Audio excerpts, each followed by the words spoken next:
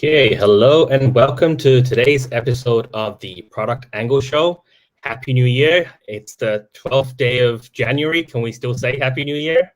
Happy New Year, Naya. Thank you. How are you? I'm good. The weather has been nice. It actually snowed, so I'm super excited about that. So doing well. Doing well. Excellent, excellent. I'm super excited to learn about building communities. So to start off with, Naya is the founder of Fravis, the leading platform elevating and empowering Black women in tech. Fravis is a company by Black women in tech for Black women in tech. They are a global community focused on elevating and retaining Black women in technical roles by providing access to community support, resources, opportunities, and education to advance their careers to succeed as well as stay in tech. Welcome, Naya. Thank you. Thank you. So when I get straight into it, why and how did you get into creating communities? It really just started because I myself was working at a startup and I was looking to expand my network and looking for my next opportunity. And I found I was going to so many different events and I didn't see folks like me. I had, questions. I went through certain things and I just didn't really see Black women. And so I started to just reach out to folks on LinkedIn and say like, hey, do you know of any groups where I can find other Black women who also work in tech and, have these skill sets that I could connect with? And pretty much everyone I had talked to ended up saying no. So I just went ahead and started one, and it really started from just me reaching out to folks and on LinkedIn. And having calls with them, and now we've grown into a whole community. That's nice. That's amazing. Now, you're a part of other communities as well. What are some of your favorite communities that you also are a part of? Yeah, so I am part of the Woman Make community and the MakerPad community. And there's another community ran by Rosie. I would say I think she named it Rosie Land, I believe. I'm very sorry if I'm getting that incorrect. But I would say those are my three favorite, and it's really because they're also communities of folks who are entrepreneurs, makers, folks who are in no code, and I really love them because they're really supportive spaces. Got it. Now, community is a buzzword, so to speak, that everyone seems to be gravitating towards in the last year or so. What is a community and why should we care about communities right now? Yeah, well, the way that I see communities is that they're just a place where people who think alike, people who have the same interests, the same goals, can all get together and really support each other. And to me, those are the best communities, ones where folks are really supportive, not just there to kind of sell their work or their product or to sell, just their background, but really because they have interests of learning from others, but also helping others. Got it. Now, when you started creating your community, what are some of the lessons that you've learned as you've started it to where you are today? Yeah, so with my community, I do believe it is a little bit different than others because we're so niche, and our community is kind of built around more on the social aspect. So our community focuses on Black women, and I had found that at times the advice that folks of communities that are maybe based on coding have very different standards, both for members and for the folks that they work with. So for me personally, I just learned to always put people first. And I learned that to just always focus on our members and what our members want, and just kind of build based off of that. Got it. Now, there are so many communities that popping up. Do we need more communities? Should we join a community? I guess where I'm heading with this is if someone's looking to either start a community or should they join a community? Okay, this is a little bit of like a slightly tough question because I personally feel like we're at peak communities at this moment. I feel like we have so many communities out there, and I feel like if you're in my situation, where for me, I literally did not see another Black woman in tech community that focus on Black women who were in technical roles. There are other communities that focus on technical entrepreneurship or building a tech company. And so in my case, there wasn't something, so I created it. I feel like if the community that you want to build, I would say first do research and see if there's others that have already built it. And I do suggest to perhaps maybe join forces with someone who has already built a structure and a community. And like if you guys have the same values, same goals, same mission, I think it makes the most sense to maybe not start something new, because I do think that we are getting to a peak amount of communities being started now. Definitely. Now, there are so many different tools out there. We've got Slack, we've got Discord, there's Circle, there's a whole bunch of different software tools out there that people use. In your opinion, if someone's looking to start a community, does tools matter? Does the software that you use matter? Or is it more about helping and supporting the members of the community? I mean, obviously, I think it's more about helping and giving good value to your members, but where does tools fit into all this?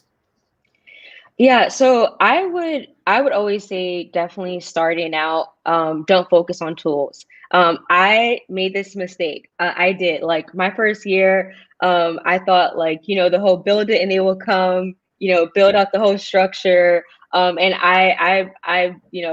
I'm sad to admit it, but I did focus too much on the tools, and I wish I never had done that. Like you can really just start with like Zoom, you can start with Teams, Hangouts, like you can just start by simply bringing people together. Like that's the real reason why people join communities, not because you built some really cool platform where they can post stuff, but because they want to connect with other people. Like they want to talk to people, they want to learn. Now with like COVID too, folks just really want to connect. Like folks are stuck in their homes, and so it really doesn't matter what you use as long as it's easy for folks to connect and to build and to learn from each other.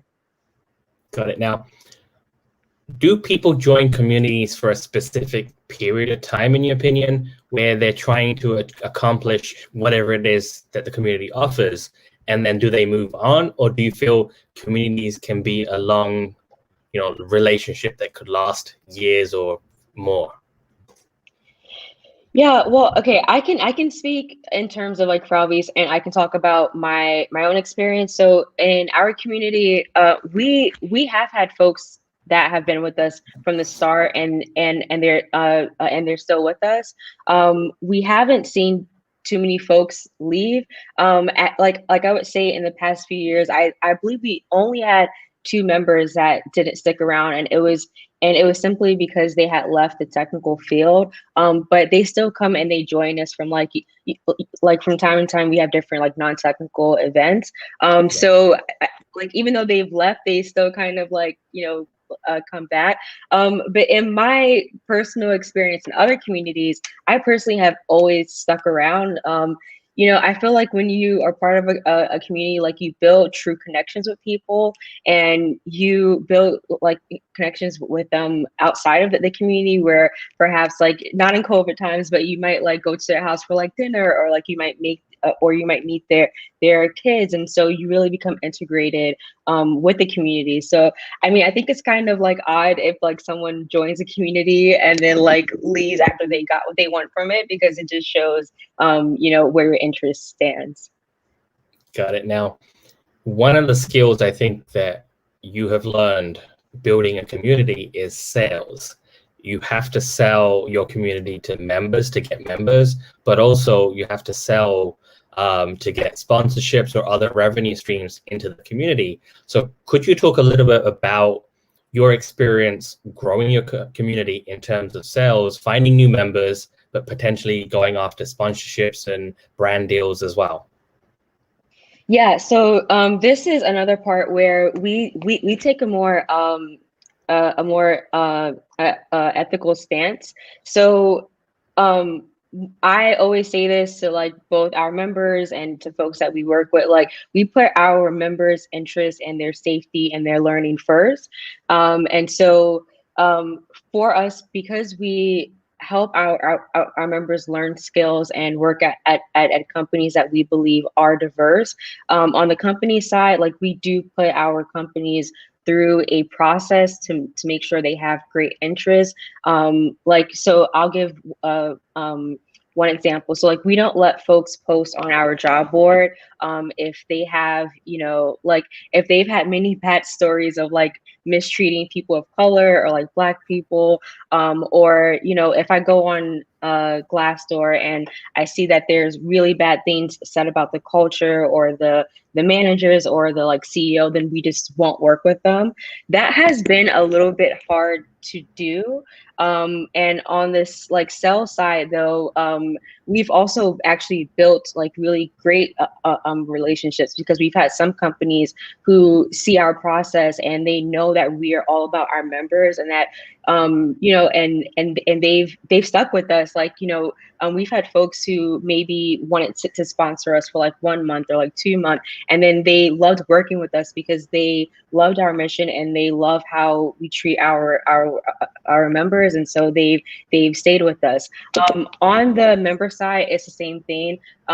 For me personally, I don't focus on growth too much, but I focus on impact. So I mean, like, yes, we are a business and we do have to make money, but we really put our members first and their interests. And you know, like for me, like it's not about how many folks, you know, join as a paid member. Like that is not important to me. What's most important is that we know that we're really making a difference in the lives of our members. But because of that, we have had folks who just, you know, they join as paid members because they know and they see that we care for each person that joins our community. So on that end, I don't have to actually do too much selling. Like folks join, they join and it's free, and then they love how they're treated. They love the different events that we have. They love our newsletter, and they just pay without like me having to like, you know, say, hey, like we have this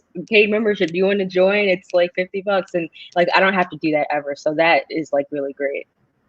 That's awesome. I love what you said, because at the end of the day, there are so many job boards out there. From that perspective, it's all about grabbing that, you know, fee to list that job. And I think you're the second person that I know that has said they vet the jobs, they vet the company, and if the company's ethos matches what you're going for, only then will you accept that job. So full kudos to you. And you know, I love the fact that from a membership perspective, you're not interested in growing it. You're there to create that impact and provide value to your members. So kudos to you for that. Thank you. So from a host perspective, what makes a good community? What are the things that you do as a host to, you know, improve the user experience of people who join your community? Yeah, so I think something that I've learned more recently is, and like this kind of goes back to the impact, is to really create like one-on-one connections between the host and the member, but also member to member. And like for me personally, I keep a list of like all of our members, but I also keep track of like how often I contact them. I try to just always reach out to our members, like just to see like how they're doing and to ask if you know I can help with anything. Sometimes we partner with other companies, and I always check in and just to see like, you know, how is that going? You know, if like someone found a job, or if someone's taking a like course with another company that we partner with. So I really try to show like personal interest. I also try to connect folks so they can build relationships with other members. So yeah. Fair enough. And what about from the perspective of a person who's joining your community? What kind of experience, or what makes a good community for them? Yeah, so I've this is another thing that I've grown on this aspect. I think like one of the mistakes I made very early on is not creating so much of a great onboarding experience. So I've now changed this, and I've tried to make this very personal. So now when a new member joins, I send them a link and ask to like have coffee with them and just to like meet them, because it does happen sometimes. Like we have folks who like join and they're not sure like where to start, or like they're not sure like like what to do next. So I really think that it's really important to show interest like from the start, and not like kind of wait until you have your next event or like gathering. So I've been making it a point to try to reach out to all of our members, so when they join like right away, like they know more about me. I also learn more about them. I learn more about what their interests are, and just how they can better fit into the community. So that has been a really great experience, definitely. Perfect. Now, where do you think the community space is going? If you were to say, we had this conversation 1 year from now in 2022, where do you think the community space is going in the future? Yeah, I mean, I do think that we will continue to see more communities, even though I personally don't believe we need any more. But I do think that perhaps communities will be a lot smaller and more niche. So for like our community, like we don't focus on growth, we focus on impact. I think we're going to see a lot more of that. I think that we're going to see a lot of folks like start very small communities, where they're very close knit and like intimate. But I also see why folks focus on growth, because they want to make a profit, as a community business. And to do that, you need to find like sponsorships, and most sponsors, they want you to like have, all these crazy numbers that you probably just won't have if you're a very niche community. So I do think that we will start to see communities also like find ways to still make a profit and still be an actual business while also making an impact. So I think we will see like maybe perhaps the sponsorships change, or like we might see a like different model. So that I think is what will come, and I definitely think that we'll have more platforms. I mean, with COVID, we've seen many platforms kind of pop up that make it easier for folks to meet. So I think that we're going to see more community-based platforms where it's like all in one, which will be just like a blessing and like super awesome. Perfect. Now, for someone who's starting out to build a community, what advice would you give them where, let's say they've found some communities that they're interested in, but they feel that, maybe that community doesn't have what they want or what they're looking to offer? What would you say to someone who's starting out thinking of building their own community? Yeah, so this kind of goes back to what I mentioned earlier. So I do believe if there is a community out there that is already built, maybe see how you can contribute. If there isn't and you want to like start your own community, I think the first thing you should do is like talk to people and see if people even want to have this a community built. Like I mentioned earlier, like I reached out to folks on like LinkedIn, and then I started to have like very small meetings. I think that was like really helpful. It's just like to even see like if there are folks that are out there that are interested, and like just keep it simple. Just put out invite on like Twitter and just say like, hey, like I'm meeting at this time, this date, and this is the subject, and just see who shows up and kind of build off of that. But I think like definitely like you have to talk to people. I think the biggest thing that I see folks do wrong in community spaces is they just spend so much time building and they focus on the tools, and they don't even talk to actual people. Like you have to talk to people first. So that's something that you have to do is number one, talk to people. Perfect. That's amazing advice. So if you're not following Naya right now, go follow her on Twitter. There's your Twitter handle there, Boss Naya Moss. Naya, thank you so much. It's been awesome chatting to you. I think you've dropped so many golden nuggets about building communities. I'm very grateful for your time. Anything you'd like to say before we end this session? No, this was really great. I'm so happy to be able to like share about my experience building Frauvies. Please feel free to like to follow me. Please feel free to join. You know, I might have not mentioned this earlier, but we do have a space for allies. So we would be more than happy to welcome folks. So yeah, thank you for having me. Thank you, Naya.